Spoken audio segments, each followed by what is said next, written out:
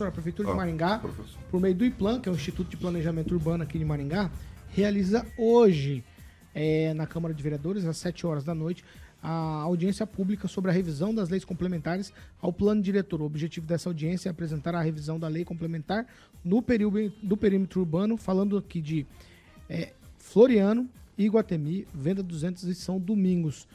Qual que é a importância de uma audiência pública dessa?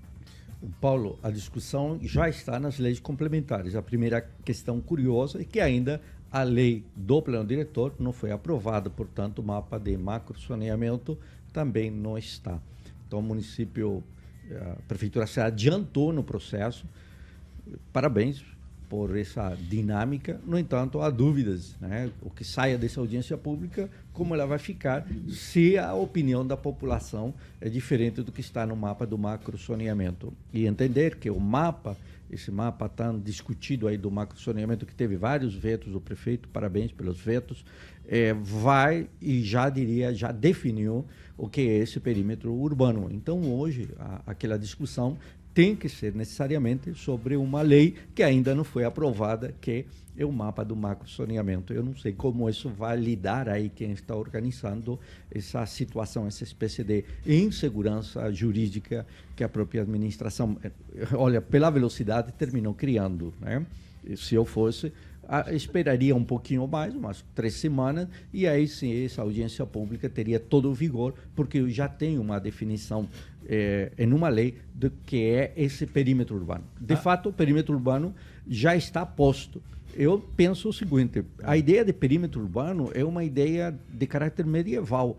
Por quê? Porque é como se fossem os muros, o que mora dentro, né, mora numa cidade, e está aí fora, mora onde? Mora no campo.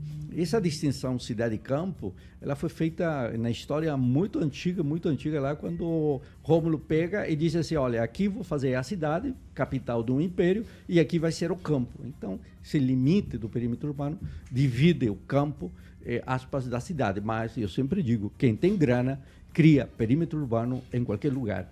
E aí está um debate, porque alguns querem mantê-lo concentrado, e aí a verticalização é a resposta, e outros entendem que ele deve ser ampliado. Na minha leitura, o perímetro urbano deve ser coincidente com o perímetro do território municipal, havendo, então, por uma lei que especifique a forma que a gente vai ocupando esse território.